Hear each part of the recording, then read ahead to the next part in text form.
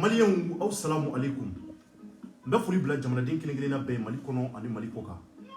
Malien sigme yoro ni wati na ka ouverture media bolo seraw laje. Anga page Facebook ani anga chaîne YouTube.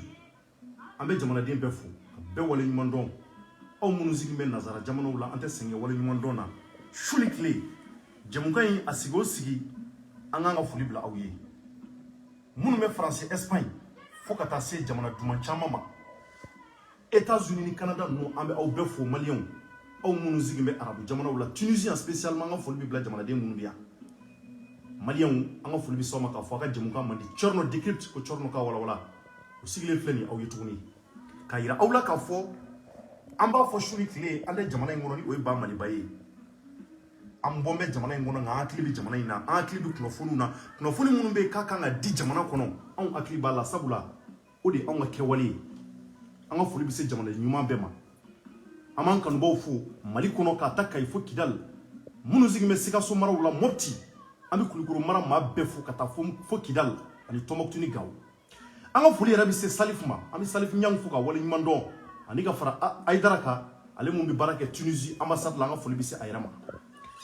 Malien bien denendoye janvier kalo kle tankele webi sam bafla ani muwa ani kele chorno decrypt ko chorno ka wala l'enfant de Ségou et de Fouta Toro.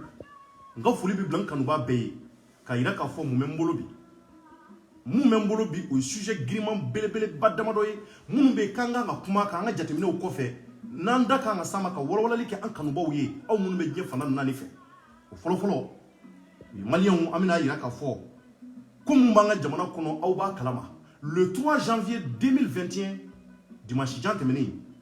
attaque muna kera bunti Mopti marala anda bina sama kobe dugu kono ka capital ploku mgo ni association bi ka sigle pour la promotion de la culture des peuples lu bora ka kuma kan vo à travers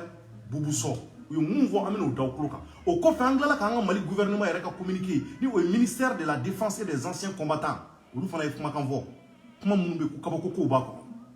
akla ka nazaro fana ka kuma kan nye mune kera bunti Malien on dabna sama kaba ko mi jamana kono nganga la nyine alaka fura sura bela o ko fe tuguni anda bina se muma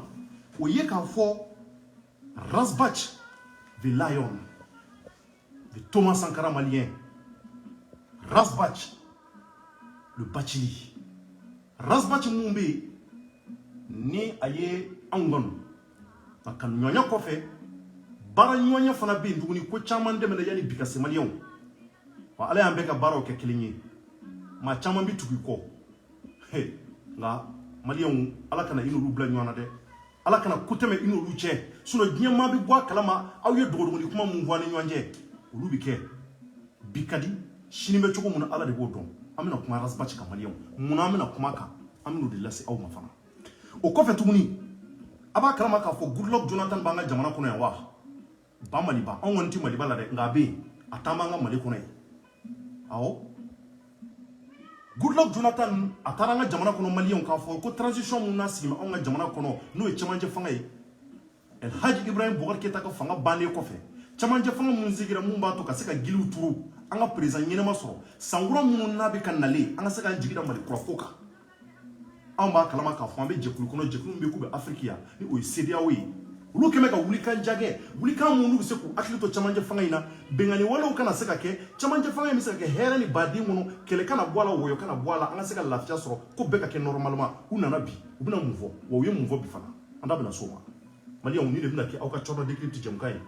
jemuka mumbe ka sponsorisé par Boisson W7 amba mimbo fo ka firi ba fo Boisson W7 barakela be isu nyagandu amba na ka mbo fo ko wala nyimando ka ira ka fo Boisson W7 nyo de fo nyerati malla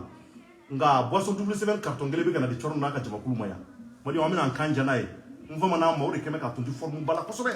alo dunga ndara dumando la wala lende nyama ye nyini ngani nga nyama flana e buba jara ko chorno mu de bila ngo W7 temboro bi ko W7 israla kana ni kan nyigino e o ba to formu chama be duna mu ba to ni sugo mu ndu ru kenye kana ta dan furu la chugo mu na ngase mo kele ala ko wati yira o ko fe Malien amina do jem kan ko fuli ga on de bele ko fe ka boyi sujet re nyofuli temene ko fe ka boyi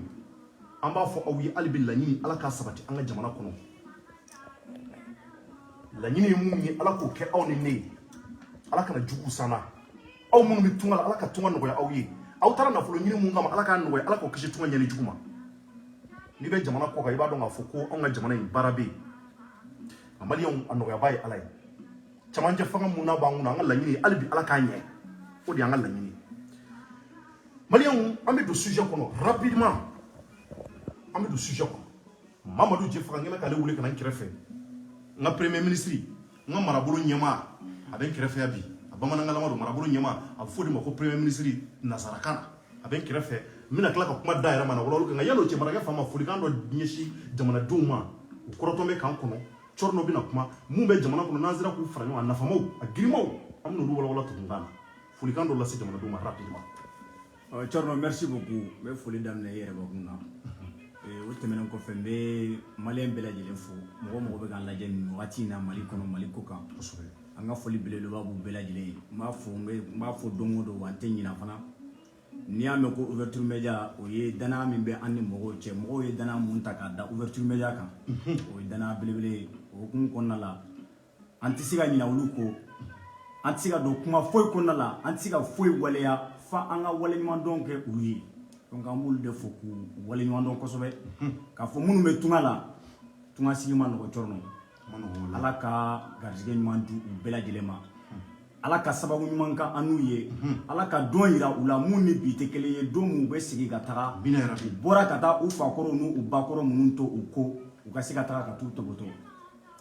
donc foli belebeleba n b'a ɲɛsin u merci jefaga an bɛ foli lase hali bi abdala sherif hayidara ma a n'a furumuso ɲuman u bɛ k'an lajɛ nin waati in na Tunisie kɔnɔ yan ale bɛ baara kɛ ambassade la depuis an nana an ma dɛsɛ sɛw bɛna d'an ma sɛsogo bɛna d'an ma sirikalamaw bɛna d'an ma ka lajɛ ka kakow k'a la ka nɔnɔw k'a la i t'o sɔrɔ ni Mali tɛ nka ale furumuso ɲuman de b'o dilan ka na di anw ma an bɛ abdala sherif hayidara n'a furumuso ɲuman fo nin waati in na k'a fɔ hali bi ala ka laɲiniw sabati maliyɛnw k'a yira k'a fɔ yan'an ka don jɛmukan kɔnɔ k'a yira k'a fɔ an bɛ tasibila kɛ ka ɲɛsin an yɛrɛ kunnafonidila baarakɛ wɛrɛ ma ni u b'a wele ko Seydou Traoré di bamanan ale bɛ baara kɛ arajoso la arajoso mun ni u b'a wele ko jɛkafɔ n'i ma fili jɛkafɔ a bɛ Korofina maliyɛnw an dusukun kamikan bɛ kosɛbɛ saya in kɛra ka sababu kɛ ko bamanan kun bananen don a bɛ waati caman bɔ nka ala ta y'a ka nin Traoré ni o ye Seydou y'an kɔrɔ ala kɔni y'a ka baara kɛ an b'a dugawu k'a ye ouverture média bɛɛ tɔgɔ la ka fara kunnafonidila wɛrɛw kan bɔlɔlɔsiraw ka arajosow ni telew la k'a fɔ ala ka hinɛ Seydou Traoré la ala k'a dawura nɛɛma ala ka yen kusaya ma ni ya ye an bɛna taa jamu na ala k'a nɔgɔya an bɛɛ kelen kelenna ye o kɔfɛ maliyɛnw an bɛ hommage kɛ Razbachi fɔlɔ an ka daminɛ o la Razbachi an ka hommage k'a ye parce que ko bɛɛ n'a waati don maliyɛnw yan'an ka don ko minnu b'an ka jamana kɔnɔ transition kumaw yan'an ka don baara minnu kɛra bunti kɛlɛ minnu kɛra bunti tubabuw n'an bɛ mun ɲini an ka jamana kɔnɔ u bɛ mun de kɛ yan u bɛ ka mun ɲini an ka jamana in kɔnɔ yan mun de bɛ yen wa munna fana an ka fanga baarakɛlaw an ka sariya baarakɛlaw an ka gouvernement an ko olu de ma olu dɛsɛ bɛ cogo jumɛn u dɛsɛlen de don wa walima u ma dɛsɛ mun de bɛ yen faransi anw ni mun cɛ jefaga o ye ɲininkali belebele ye jamanaden bɛɛ bɛ ka mun ɲininkali kɛ a yɛrɛ la surtout attaque mun kɔsɛbɛ na n'a kɛra bunti kumakan 136 fɔra la kuma minnu bɛ yen k'a y'an dabali ban an kunnafonidilaw n'an ye nin mɛn an b'an ka bigiw ta k'a sɛbɛn ka analysew kɛ an kanubaw ye u ka se ka faamuyali sɔrɔ minnu na an bɛna kuma o kan nka yan'o cɛ n bɛ kuma Razbachi kan maliyɛnw Mohamed Yusuf Bachili alias Razbachi one love à toi Razbachi an b'i fo k'i waleɲuman dɔn you are the best you are the lion Razbachi n ka angilɛ fɔ ma ca sa nka n bɛ to ka n ba kelen kelen ninnu na kosɛbɛ ka sababu kɛ min ye jefaga Razbachi ko bɛ yɔrɔ min na sisan anw y'o de fɔ su ni tile de bi ko daminɛna fo ka na bila bi la an ko n'an di pa sariya baarakɛlaw n'an bɛ sariya kɔ Razbachi jamanaden don i b'a fɔ bɛɛ kelen kelenna nka munna n ko an bɛ hommage kɛ Razbachi jefaga ko caman tɛmɛna Mali kɔnɔ yanni bi cɛ ko caman tɛmɛna dɛ ouverture média la anw delila ka kungo dɔ sɔrɔ a gɛlɛyara kosɛbɛ waati y'a sɔrɔ la o juguya bɛnbɛnbɛn kelen kun sigilen don anw ka ɲɛmaaw kan o y'a sɔrɔ ne yɛrɛ cɔrɔ kuma appareil fɔlɔ écran kan nka anw kun bɛ ouverture média la waati fanga mun b'an kun na ne ma fili El Hadji Ibrahim Boubacar Keita ka fanga don a waati maa dɔw kun ye bɛnbɛnbɛnw ni juguya sigi ka wuli ka jɔ kɛ ka ɲɛsin anw ka ɲɛmɔgɔ fila ma ni o Yusuf Mangara ani Cheikh Tidiane Jara an b'u fɔ k'u waleɲuman dɔn o juguya kɔnɔ jamanaden caman bɔra kalama k'a sababu kɛ u da sera kunnafoni dɔ ma k'a sababu kɛ u bɔra ko dɔ kalama wa k'a sababu kɛ u bɛ ko dɔ kalama ko mun bɛ k'a ma ɲi jamanadenw ka ɲɛtaa ma wa u bɛna bɔ o kunnafoni k'o lase jamanadenw ma juguya nana sigi anw ka ɲɛmɔgɔw kan ouverture média la o sanjan tɛmɛnen maliyɛnw an bɛ foli bila maa fila ye o la o maa fila la olu de sababu y'a to o juguya mun na bɛn anw ka ɲɛmɔgɔw kan o sera ka kisi o fɔlɔ o ye Razbachi filanan o ye l'épervier du Mande Mande Sekeba Papa Mambi an b'a fɔ ka waleɲuman dɔn yan a bɛ Faransi wallahi maliyɛnw cɛ bɛ yen cɛkɛ fana bɛ yen cɛbakɔrɔw bɛ yen dɛ an bɛ ko caman ye depuis an wolola fo ka na bila bi la an somaw n'an mansaw bɛ fɛn caman fɔ an ye maaba minnu ye kobaw kɛ n'u bɛ dugukolo kɔnɔ bi olu ye koba minnu kɛ dugukolo kɔnɔ k'a lajɛ ka tiɲɛ lafasa malgré que saya b'u ɲɛ u bɛ se ka faga tout moment nka u ko k'olu tɛ se ka ban tiɲɛ la ka t'u ɲɛ turu ka taa baga walidenw ma o cɛw bɛ yen Papa Mambi Keita de a bɔra Sunjata la an tɛ jeli ye nka an b'a ɲɛfɔ k'a fɔ a bɔra maa minnu na maabaw don o don Papa Mambi ni Razbachi de y'u jɔ o jɔyɔrɔ la Papa Mambi de welela a fɔra ko ka an ka ɲɛmaa fila minɛ Buba ani Cheikh Tidiane ko ka t'u datugu ko mun na cogoya ma sɔrɔ fɛn ma sɔrɔ ka fɔ a ko kan o waati de Papa Mambi de ko tiɲɛ yɛrɛ la k'ale tɛ se ka bin walidenw kan k'ale bɛ siran Ala ɲɛ k'a tɛ bin walidenw kan fiyewu a ye ko bɛɛ kɛ u ko bon ko n'a tɛ bin walidenw kan ko k'a ka u minɛ ka t'u datugu ko ordre don ko ordre ye tiɲɛ nka ale bɛ siran Ala ka ordre ɲɛ k'a tɛ bin ɲɛmaaw kan o kɔfɛ Papa Mambi kelen fanga tun tɛ s'a la ninnu bɔra kalama k'a fɔ ko bɛnbɛn bɛ ka sugu kan Razbachi yɛrɛ kanubaw bɔra kalama olu ye Razbachi contacté o y'a sɔrɔ anw ni Razbachi bɛ ɲɔgɔn dɔn depuis CDR ma créé dɛ an b'o parapartage kɛ an n'a bɛ ɲɔgɔn dɔn o tɛ bi ko ye CDR ko tɛ nin ko ninnu tɛ révolution ko tɛ an n'a bɛ ɲɔgɔn dɔn a mɛnna an ka ɲɛmɔgɔw n'a bɛ ɲɔgɔn dɔn a mɛnna o kɔnɔna na mun de kɛra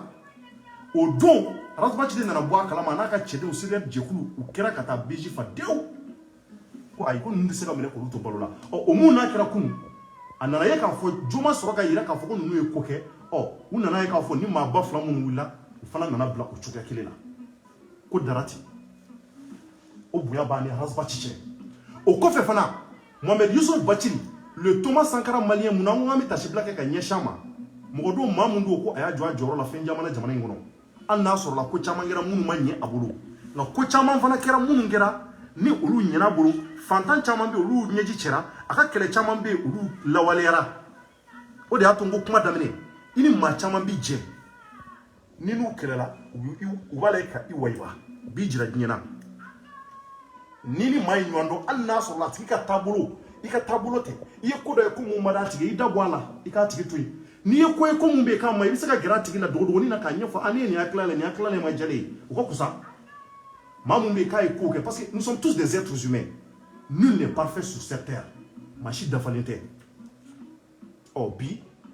Razbachi a bɛ Bamako kasobonba la maliyɛnw ka sababu kɛ mun ye aw b'a kalama k'a mɛn an y'a fɔ aw ye dɔgɔkun tɛmɛnen nka an y'a mɛn k'a fɔ k'a tɔgɔ bɛ fɛn na fɛn mun ko o ye ka jamana yigi yɔkɔ k'an ka jamana déstabiliser o ko in y'an dabali ban nka an ko n'an tɛ se k'a fɔ n ko o kuma in de tiɲɛ ye walima tiɲɛ don ko parce que a bɛ sariya ka bolo kan n ko la n'an tɛ se k'an furu n'an b'a to sariya ka tila n ko nka o t'a bali k'a fɔ k'an tɛ foli kɛ ka ɲɛsin Razbachi ma o côté la nka mun tilala k'an dabali ban ka tɛmɛ o bɛɛ kan dɔgɔkun tɛmɛnen a bɔra k'a ye n'i ma fili a kɛra sibiri tɛmɛnen samedi kuna sini avocat olu ye conférence belebeleba kɛ conférence minnu y'a kɛ Bamako kɔnɔ maison de la presse la u ye kumakan fɔ kumakan minnu n'u y'a lase nanzarakanw ni bamanankanw na maliyɛnw kuma dɔw bɔr'u da mun y'an dabali ban tuguni mun y'an dabali ban kosɛbɛ u ko di kuma la u ko n'i y'a ta k'a lajɛ ko dossier est vide ko fɛn tɛ yen c'est à dire que fɛn tɛ yen mun ɲɛsin m'u ma olu ma se ka foyi sɔrɔ olu minnu ka avocat ye o y'an dabali ban n ko mais o bɛ se ka kɛ cogo di o bɛ se ka kɛ cogo jumɛn maa minnu minɛ na k'u bɛ ka jamana yigi yɔgɔ anw mago bɛ fɛn dɔ de la a ka yira k'a fɔ u nɔ de fila la bilahi talahi an bɛɛ ye jamana jɔla de a ka d'an bɛɛ ye tiɲɛ ka lafasa wa an bɛɛ ko k'an bɛ sariya de kɔ nka i tɛ se k'a fɔ k'i prononcer ko kan ko mun bɛ yen k'a kisɛ t'i tɛgɛ kɔrɔ ni avocat minnu bilalen don ka se ka maa minnu minɛnen don u ka clients kan olu ka droit défense jagoya ko kan ka yira olu la nka k'olu yɛrɛ olu bɔra conférence la k'a yira k'a fɔ ko dossier est vide fɛn tɛ dossier kɔnɔ olu ma se ka mun sɔrɔ k'o tɛ yen maliyɛnw o y'an dabali ban kosɛbɛ bɛɛ tora kelenna kuma la bɛɛ tora ɲininkali la nka question kelen bɛ yen mun bɛɛ bɛ mun poser yɛrɛ kunna o kuma mun de bɛ yen réellement mun de bɛ yen plus de combien de jours? Plus de 10 jours. Rasbachi, anika fara mawaro ka umune mekata. Bon ko kasubuma la. Anya kuma mume ayra me ko jamana yigi yokome. On amugo bi ka fo jamana yigi yokole kuma e sali ke bemembe munu ba kokoro ma munu ba kokoro u be ka nyini ka nyefo onguno fondele billahi amalasi. Amba la sansi kunyo kodi. Na nanya e fana ka fo sema bo fana mumba ire ka fo ku no bala. Amani ami kuma fana fo ka ta fo kanye fianzo re. Ambe kuma fo ka ta fo kanye fianzo. Sabulanzi kunye ka fe ni nyefo anganu bo. Anganu bo kulo dele be ka lamenike. Mu ne bi jamana ko réellement, mu ne bi ka ke. On kuna fundilaw. Ni ku ye kuna fundilaye. Itse ka pa sharia ko. Itse ka pa police ni gendarme ko ulu mana ko munge. Ibito le nyina ko ayni ngon munge Allah bana chuko jumede. Ulu ba nyefo ya dalu na dalu fle. Surtout comme ndara sharia ka boloka. Ki se ma soro folo. Mamu nga ki se fanye ka fo rasbati mine kunde ni jonjo après vous flé no ye lui aka avocat yore ulu ko lu dossier ko fendi dossier ko plus de 10 jours fema soro ka fo on no fundile fo on ma fo soro iba soro ma wore aso on ma so sababu la malion ko betu ko Mohamed Yusuf bati da rasbati Ningomba fobi afokunye ni ndamado ye parce que jemu ndeme na nyonche nga ukolota na fara kwa to yira la kambi baga kuma ngambi wati mle go sisa fema sorofo fema fofolo kuma mafo ala foro kuma mumbe kabise ka on jamana dumbo kumpana on mo bi muna le jugement ambe fait jugement ka kessa ambe fait na sur la kobi aka mini akata bla juge nyama jugement ka ke walma kudo ka fo anga sika fo okuma akun no be ni ko ni lawa ani nde kumi bemembe lawa adon après vous de kumi ni wa o foli bi janda ko ngalibi amba fongo andambe shadia barakaro jefa andamula anzigi meka ko tabulu laje ngami tashi black ka foli ke ka nyeshi le lion des lions au moins Rasbach a pris des risques avant d'aujourd'hui il a pris des risques pour défendre la cause des Maliens surtout les Maliens mumbe ko kuma datu bolo o kerao o makaya an na so lo mo do bi ka dofo bi ka fo ko ni ngoy ngera aye janva ke wa ni ngewa ni mais quel qu'en soit alpha aye janva ke amani ngewa ni ngewa quel qu'en soit alpha ko dam ne ko ni ma chama bi munu yeji siraka chafe aka wuli ka jona ko lukera wa sababu la fana akira sababu ye ma chama mura ko dole do kalama mo ko te ko munu kalama ulu be kera tuguni ulu kerao donc amansi ka ko de laje a mewo me ala bi tiɲɛ bangi don dɔ la o de y'an ka laɲini tiɲɛ ka bangi anw mɔgɔ bɛ tiɲɛ de la o tiɲɛ anw bɛ se k'an gulon o de la ka se ka kunnafoni ɲumanw sɛnsɛn k'a di ka ɲɛ maliyɛnw ka kɛ cɛ ye a ma nɔgɔn n bɛ sigi kɔrɔfɔ kan être un homme a ma nɔgɔn dɛ anw fɛn filɛ nin n'an bɛ nin baara in na walayi ala de ye an bɛɛ dakan kɛ nin ye parce que a baara fasugu filɛ i b'a sɔrɔ la risque ti fengono ka timaka nga iba ke ka jamana kanu kama iba ke corruption se ka ban jamana kono iba ke ka jamana be se ka tanya chuko muna wallahi na soro nga jamana développer le do iba fo nazaro ka jamana fa chuko chaman bon kuma chaman bay naw fo ikena ka kuma chaya et réseaux sociaux ni radio ka parce que bara de makay jamana kono c'est la vérité bara makay on ma fenyi on wolo la fo ka bla bila asambi saba ani doni wallahi on ma fenyi nandara jamana kam se ngandi ku shula o de double kuma bayna o de fanga do rasbachira wa yo kuma mun vo korole fura sigira chamana ayira ka fo chamangira tieye o koni o tiere o kera o da to ngo tiere mando ki ga risque ta ki ga vivre risque la ibi se ka fa ibi se ka datu ka sola ibi se ka mine ki kanti ke gofe billahi do be se ka bangu ta ka digi ko na ka sabu ke ki bi ka boni kuno funu mbi kanti ka ta o jimi srafo ka to ebe ka ke tout simplement pour que ka se ka jamana de ngo ko do kalama o da to go bara man ho Rasbach ko so mi hommage lancé mali kuna fundila ngana be no fundila ngana be kabe mali kuno mi hommage rendu be bara anga ke kanyi jelian kono anga ke kanyi avec de preuves à l'appui anga ke kanyi ka sharia la batu afuranye chuko muna o de ato go chema no o sira la na sira mu mana na niya e même titi rasta kalibi andu ba ka farasta era ka fen jamana ne ra chorno ne droit ke ne droit privé ke mais ni rasta il va sur la rasta ka kuma chama na rasta bi sisi al droit fenga ka teme on chama ka anw minnu bɛ yen ko ala ye droit kɛ mais i b'a sɔrɔ rasta fana rasta ka fɛn o fɛn i b'a sɔrɔ droit kumaw b'a da kɔnɔ sariya kumaw b'a da kɔnɔ ni article in ma kuma nin kan nin ma kuma nin kan nka an ka ye fana ale da kelen kɔnɔ a bɛ tila ka kuma a kuma o kuma a b'a fɔ ko k'ale ti kudetekɛla ye ale ti jamana yigiyɔgɔkɛla ye a b'o fɔ kuma caman ka tila ka n'a ye k'o de tɔgɔ nana ye nin na ala ka tiɲɛ bange hali bi o de y'an ka laɲini ala ka tiɲɛ bange an sigi bɛ hali bi k'an ka faamaw lajɛ an sigi bɛ ka ko taabolo lajɛ ko mana ban sira o sira kan an b'u lajɛ anw kɔni ye avocat ka kuma lamɛn avocat ye mun fɔ dabalibanko don maliyɛnw dabalibanko a bɛ maa dabali ban a b'i da waga don mun na n ye avocat ninnu ka kuma lamɛn n da de wagara u ye kuma caman fɔ nka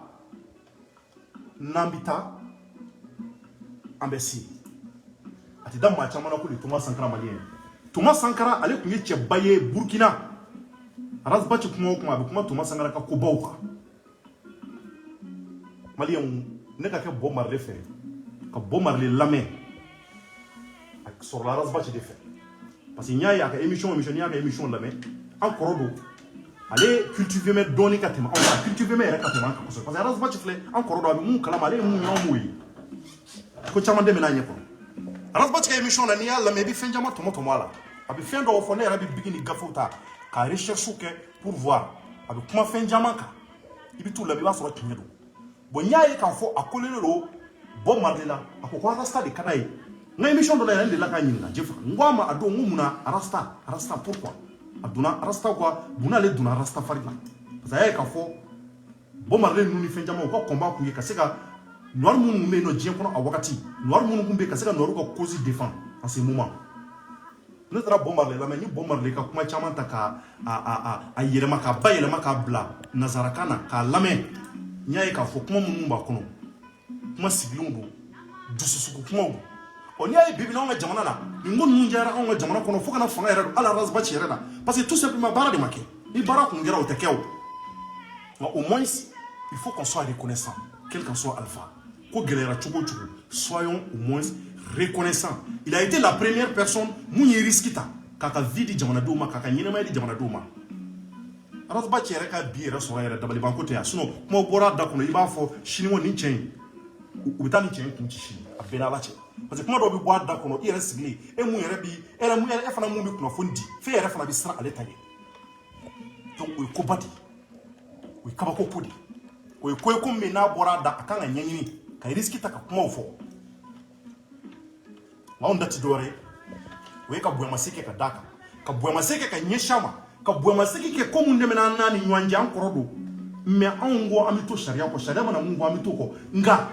anw b'a waleɲuman dɔn ka CDR jamakuluw fo CDR bɛ yɔrɔ o yɔrɔ an b'u bɛɛ fo kunun dɛmɛna yanni bi ka se an ye ko caman kɛ ɲɔgɔn fɛ ko gɛlɛyara cogo o cogo hali ni maa tɛ taa sira kan au moins i n'a kɔni ye jɛ dɔ kɛ kunun a ye taa sira dɔ yiri la walima a y'i bɔ ko dɔ kalama walima ale de kɛra sababu ye e sera ka nin ko in ɲɛɲini k'o ɲɛ dɔn kana kɛ tasibali ye kana kɛ maa sidɔnbali fana ye quoi au moins sois reconnaissant an bɛɛ bɛ diɲɛ an bɛɛ bɛ sa ko ko n'an b'a kɛ an bɛ taa ka o de to an kɔ yan anw tɛ se ka dɔ wɛrɛ fɔ le Thomas Sankara malien Arazbachi is the best anglais de don ça veut dire qu'il est le meilleur an fana b'an débrouiller dɔrɔn ko jɛ faga il est le lion pourquoi parce que a ye risque caman ta yanni bi cɛ nin ko minnu y'a sɔrɔ an t'an bɛ sariya la an bɛ ka sariya lajɛ foyi tɛ fɔ nin waati in na nka minnu kɔni bɔra kɔni anw se k'o ka c'est à dire olu ye kabako ko ye nka an sigi bɛ k'a lajɛ an bɛ foli lase a ka denbaya ma a furumuso an b'a fɔ hali bi ala ka limaniya d'a ma a ka jigi sigi a ka hakili sigi a bɛ sariya jamana kɔnɔ wa a bɛ jamana kɔnɔ jamana minnu bɛ yen k'a jamanadenw kunkolo b'u kan da la a bɛ jamana kɔnɔ jamanaden minnu bɛ yen ko a ka d'u ye u ka jamana in ka bɔ nin situation na bɛɛ yɛlɛma ka don ko kɔnɔ an bɛ foli lase Arazbachi furumuso ma ka furumuso fo ka waleɲuman dɔn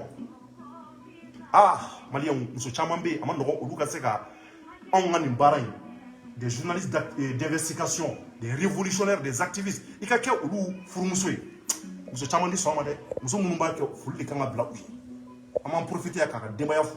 k'a denw fo k'a jɛɲɔgɔnw fo maa minnu dugura kɔ fo kunun kana bila bi la u m'a janfa hali ni dɔw bɔra a ka hakilila kɔ nka hali bi olu ma sɔn ka bɔ n'a ye ka bɔ n'a ka gindo kuma ye k'a jɛnsɛn i b'a fɔ ko musobakɔrɔ parce que n'i bɔra ni gindo kuma ye k'a fɔ i ye musobakɔrɔ don o tɛ jɛba ne ni maa caman jɛra a ka ca ni san 5 ye ne mana tigi n tigɛra a tigi la m'a fɔ bon ne tigɛra na ne bɛ taa mais teriya bɛ to an cɛ wuliliw bɛ to an cɛ ka sababu kɛ ko dɔ tɛmɛna yanni bi cɛ nka ne kɔni tɛ bɔ ni gilola kuma ye fiyewu k'a jɛnsɛn fiyewu o ye musoba a fɔlen ma ko musobakɔrɔ muso tafitigi o de bɛ bɔ ni gilola kuma ye k'a jɛnsɛn o tɛ cɛbakɔrɔ ka baara ye an ka laɲini ti o ye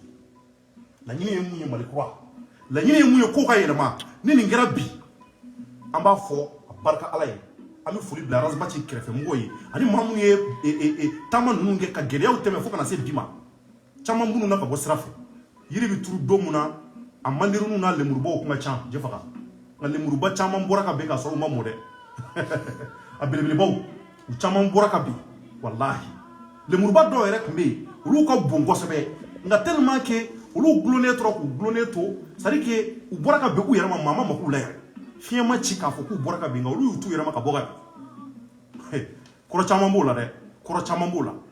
nka hali bi Ala ka ko nɔgɔya nka dɔw bɛ yiri in na hali bi minnu bɛ yiri la olu ko k'olu kɔni bɛ tugu a kɔ k'a lajɛ f'olu fana ka réalité dɔ ye nka hali n'a sɔrɔ olu bɔra ko dɔ kalama ko o ma diya u ye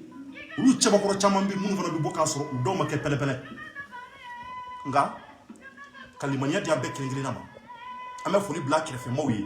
balimaw ye ka foli bila yɛrɛ a yɛrɛ bɛ MCA la nin waati in na an bɛ foli bila ye ka sababu kɛ ko minnu dɛmɛna an n'a cɛ kunu fo kana bila bi la an b'o foli bila ye k'a fɔ Ala ka tiɲɛ bangi an dalen bɛ an ka Mali justice la an dalen bɛ an ka Mali sariya bolo la an ye avocat ka kuma lamɛn avocat ye mun fɔ a y'an dabali ban wa an bɛ fɛ an ka sariya baarakɛlaw ka wuli ka jɔ kɛ hali bi u ka jamanadenw u k'an bɔ ko kalama an bɛ se ka fɛn fɔ cogo min na sinon ko in a waati cayara tile 10 ani dɔɔni hali bi an ma bɛ fɛn kalama o ye dabali ban ko ye dɛ nka bamananw de bɛ sigi kuma in kan ko n'an bɛ taa k'an bɛ se Ala k'an ɲuman se Ala k'an ɲuman se an ka laɲini tɛ dɔwɛrɛ fosi ye jamana in ka bɔ nɔgɔla sariya ɲuman ka na jamana kɔnɔ jamana in ka taa ɲɛ ten sa dɔ de kɛra bilahi n'i y'a ye anw bɛ nin kule ni fadensagoya bɛɛ la an ka jamana kɔnɔ baara de ma kɛ quoi an ka tiɲɛ fɔ sa c'est à dire que foyi de tɛ Mali la k'i bɛ se k'i tɛgɛ ɲɛsin o ma bi ko ça va alhamdulilayi an bɛ fɛ transition de ka kɛ o exemple ye o giliw tugu ka ɲɛ o giliw tɛ se ka turu k'a sɔrɔ fɔkɔliw bɛ ɲɔgɔn kɔ o giliw kan ka turu de k'a sɔrɔ la ministère de la réconciliation mun yɛrɛ sigira o ka sigili yɔrɔ kan ka kɛ mun ye Jɛfaga o kan ka kɛ de ka jamanadenw labɛn k'an sigi k'an bɛn kelen ma an ka nɛgɛ di ɲɔgɔn ma sa le Mali n'a pas besoin de ça en ce moment walayi an ka bɛn an k'an tɛgɛ di ɲɔgɔn ma il est temps jamana in ka wuli ka jɔ kɛ il est temps que an k'an ka jamana taa ɲɛ an kana to juguw ka yɛlɛ an na Burukinaw bɛ ka taa k'an don Sénégal bɛ ka taa k'an don Côte d'Ivoire bɛ ka taa k'an don kɛlɛw de b'anw ka jamana na hali bi datuguliw ni fɛn ninnu nin bɛ laban n tɛ laban il est temps que changement ka kɛ faso jugu olu bɛ yen Ala k'olu kɔ jira diɲɛ na olu de ka minɛ k'u datugu k'a fɔ a somɔgɔw a n'a terimaw a n'a balimaw ye ka dusukun sama hali bi u ka da Mali justice la an ka to an ka kow taabolo lajɛ ko mɛnna cogo o cogo tiɲɛ bɛ bangi ni nkalon kɔni b'a la kɔni a mɛn o mɛn tiɲɛ bɛ bangi o kɔni ma kɔrɔbɔ yɛrɛ chrétiens sɔn o ma silamɛw sɔn o ma o bɛ bibiliw kɔnɔ a bɛ tɔɔrɔw kɔnɔ a bɛ kɔrɔnw kɔnɔ nkalon mɛnna cogo o cogo a mɛnna cogo o cogo mɔgɔ min b'a kɔfɛ k'a sɔrɔ dɔ de bɛ ka ko dɔ lama wa walima nkalon dɔ de b'a kɔfɛ walima ko dɔ dilanna nkalon kan k'a munumunu nkalon kan kɔfɛ a bɛ bɔ tiɲɛ c'est à dire que a ko bɛ jira n'a sɔrɔ tiɲɛ fana don o fana bɛ jira jamanadenw na a mɛn o mɛn an kana kɔrɔtɔ ka dusu bila a kelen an ka da justice la nka an b'an profiter ni ka se ka foli bila an kɔrɔsɛbɛ ye an ka kɔrɔ k'a fɔ a ye k'an one love à toi Razbachi one love à toi the lion one love à toi the best one love à toi Razbachi de Thomas Sankara malien an b'i fo k'i waleɲuman dɔn hali bi Jɛfaga i bɛ se ka kɔrɔfɔrɔ fara nin kan ka se ka nin kun cɛ. Bon, je pense qu'il y a tellement fort Razbachi ka ko la ne yɛrɛ bɔra émission na n ye caman fɔ Razbachi fana ka ko la n bɛ se ka mun fɔ dɔrɔn o de ye ka yira CDR jamakulu la ka yira maliyɛn bɛɛ la k'a fɔ ko ni min ma jɛra Cɔrɔnɔ ni ma jɛra ka c'est à dire que n'aw ye hɛrɛ kɛ ni hɛrɛ tana nana a ka kan a k'aw dusukun yira ɲɔgɔn na donc o de hukumu parce que Razbachi tɛ sariya sanfɛ mais n'a nɔ t'a la fana u ka a bila barisabula a jɛɲɔgɔnw mako b'a la a ka denbaya mako b'a la voilà. D'accord, merci beaucoup. Ni waleɲuman dɔ de tun b'an bolo o tɛ baasi ye sabula anw ye adamaden ɲumanw ye ni ko tɛmɛna de bɛ kunu waleɲuman dɔn bɛ se ka kɛ ka bila nka an y'a fɔ cogo min na an bɛ to sariya kan minɛn kɔnɔ an tɛ pas sariya kunna fiyewu ni sariya ye mun kɛ an sigilen bɛ k'o lajɛ jalaw bɛ se ka tigɛ o sira de kan n'an bɔra o la Maliyɛnw rapidement tanba t'an bolo an bɛ taa ko mun kɛra Bunti dimanche tɛmɛnen a yira k'a fɔ attaque dɔ kɛra entre Ombori et Douanza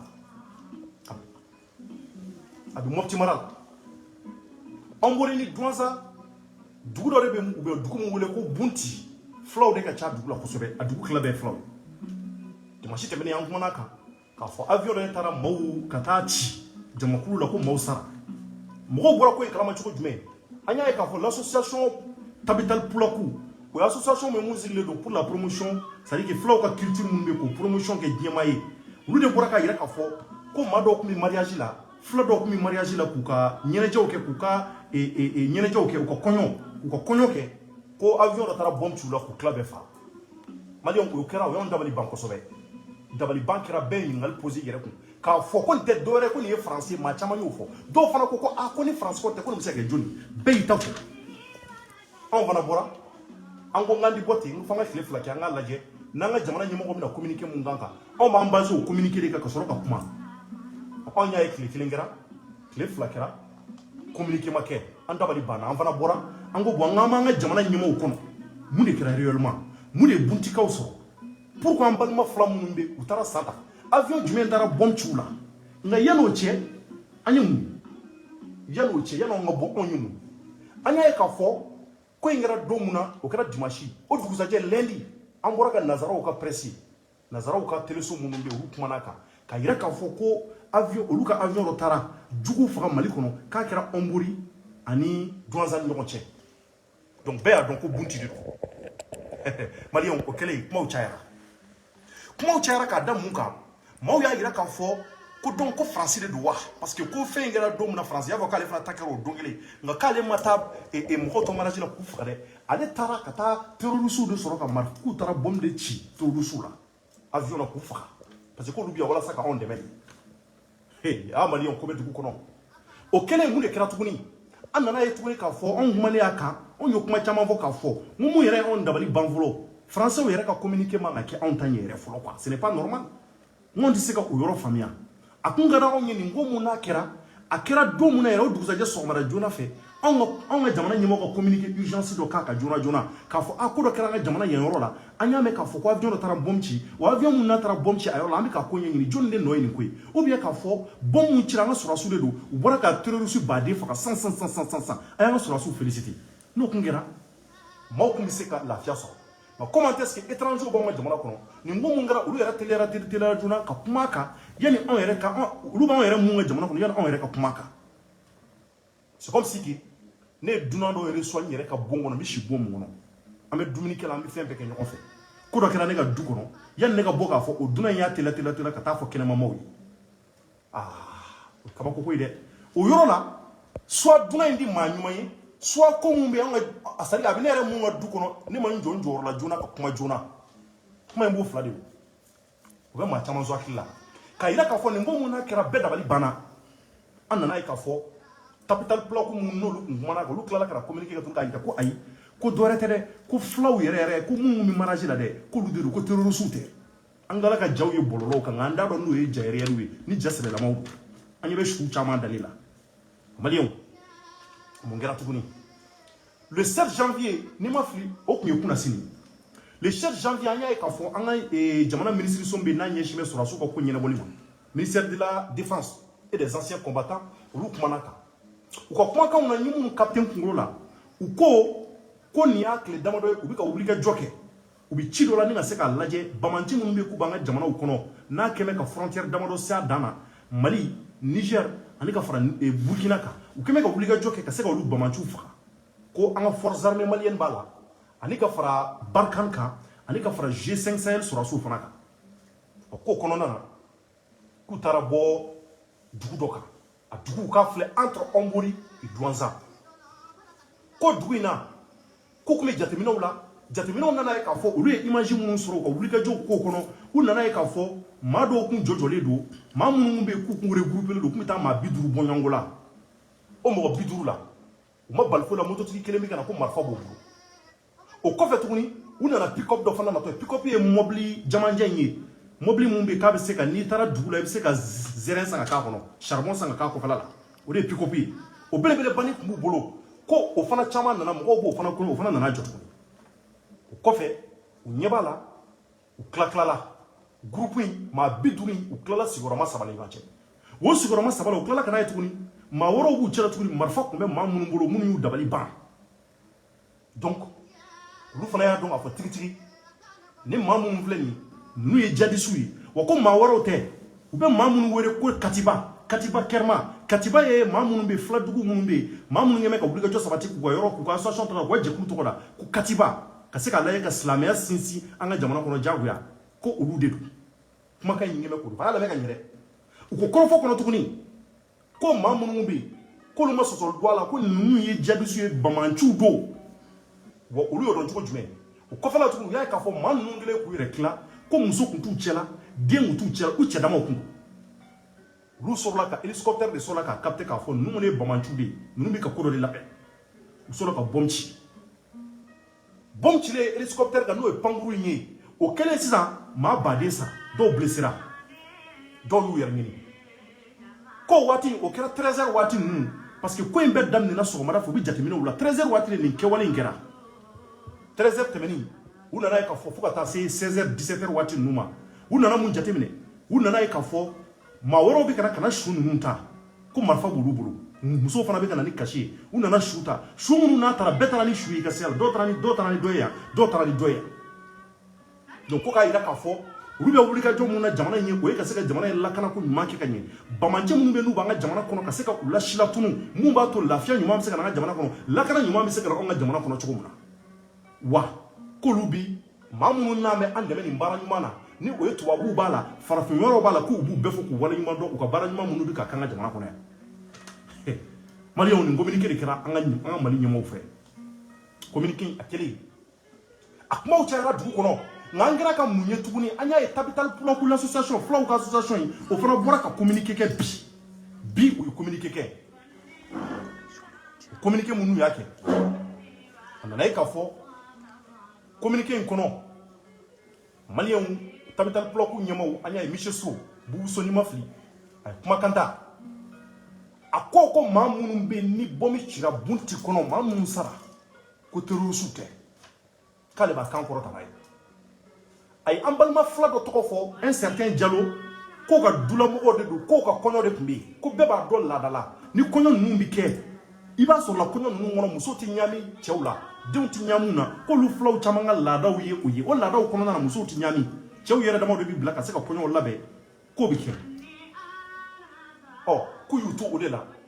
ko hélicoptère dɔ ni o ye pankuru ye o y'a to sanfɛ ka mugu ci ko maa 19 ni tora la maa 8 bɛ yen minnu bɛ yen ko olu banana ko wa maa fɛn fɛn bɛ yen ko u sara maa 19 ye k'a bɛɛ tɔgɔ sɛbɛnni b'u bolo k'u b'u bɛɛ dɔn ko terroriste tɛ wa ko maa minnu fana bɛ yen n'olu fana banana k'olu fana bɛɛ tɔgɔ b'u bolo ko terroriste tɛ ko donc ko ka nin ko ninnu jateminɛ a kumana a ye fɛn caman fɔ a ko n'i y'a ta k'a lajɛ maa minnu bɛ yen ko marifa dilen don u ma k'u yɛrɛ défend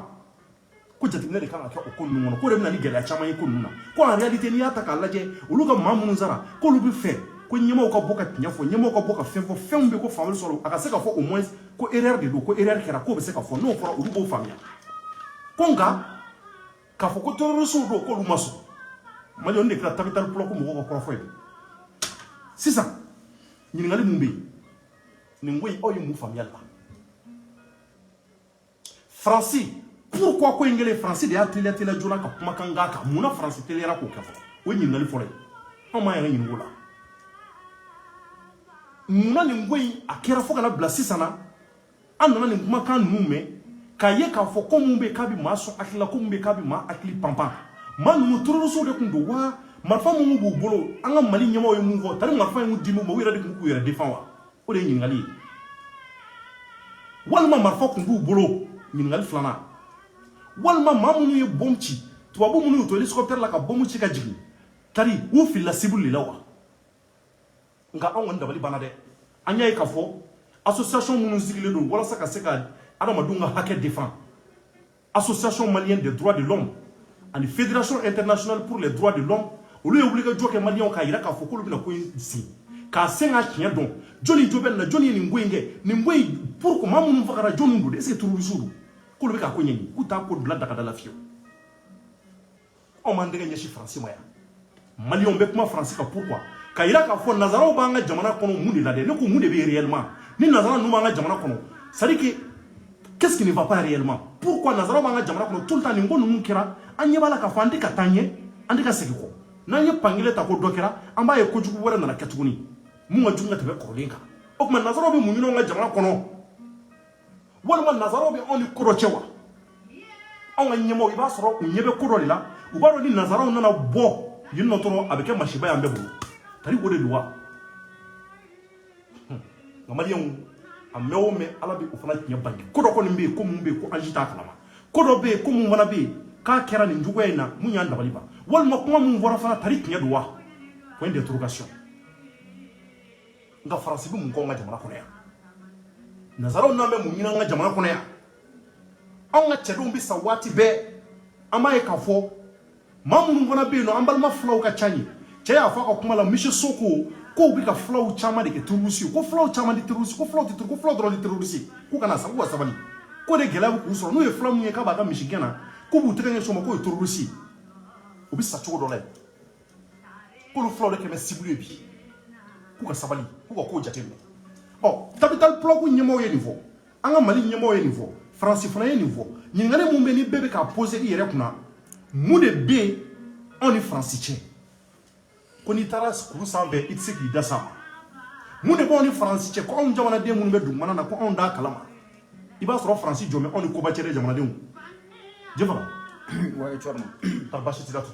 ça va la mo me ko mun ngira mbora ka beta kilingili ka nyefo ibi se ka mun soro ka farani ko inka bon chorno je pense qu'il y a vraiment faux par rapport à tout ce qui s'est passé ni watina surtout Bondi attaquina je pense que il a mara fin jamana mais mun kelo ba mo dabali ban comment ira futumna c'est à dire kabiri ko wale ara to wakati muna anya ye France bora ka communiquer ke jona ka ira ka foko uliye fagali mun ke kuliye bamba jude faga mais uzuma civil faga bon o ko fe anya ye an sura su fana bora ka anga autorité anga ministère mi ira futumna mun be an sura su finitigila ka kama ale fana bora ka communiquer ke Kaira Kafoko Boko opération do de Kera, c'est-à-dire opération de Kondala comme do Sara. Donc Mamou Sara toujours Sara avec Iraina for Jadi Soudi. Mais ko civilité. Mais andu ya e Kafoko civilu yere, dugu yere mgo yere. Ulu ya ira uka korofo Kondala Kafoko Mamou Sara ko Bamanjute ko civilu de. Maintenant, on se retrouve, ça dit qu'en face des trois versions. Amman yere sur version Sabarela. Mais à version Sabala, n'a pas la France version ni anga sur la version de l'Union sur Doni. Il y a encore faux de faux. Je pense que la question mérite d'être posée. Oui, mais France veut mouiller anga jamana ou bien anga sur la sous France donne oui, ça dit que France donne le doro du de là. Nous utisi au niveau jamana donné. Point d'interrogation. Parce que antika famia que wale muna sabatira akira en malien là. France a permettre ça dit que surtout que la France est une force étrangère. Mo mundo drone do anga jamana ka ulu tisira foko be communiquer et puis mu yere ne dabal ban histoire bela ubala ka foko way ko eliko muntara fagali ke ko eliko ko c'est non identifié obska ke to ko eliko non identifié am anya ye ala nga sura su yere ka communiquer kono o makumani fenye d'ailleurs c'est la raison pour laquelle au cas ni version nun chale ni kofe droit de l'homme mo ka association même mali konala ulu we wulga jo sabati kaira ka fo ni ko tisira totan comme ministère il a fait enquête ça veut dire enquête be ga walia pour que ka do réellement comme on kera ulu ya ira ko korofo ko na la kulwe la nyini ke ulu ba nyini ministère mo fe u ko kube enquête mi walia a enquête ga ke enquête ni bela gele na boa kalama waka ke jele yaka par exemple mamun sara akola ni ça veut dire harama dewli donc ulu be pour les causes des droits de l'homme bo temena ko fe anya yebi kumina nyafo ka foko mo mu yere lojelema ayro la mo mu be sigida yere la ulu ayro ko korofo ko na la ka foko munu fagara ko sigidu de do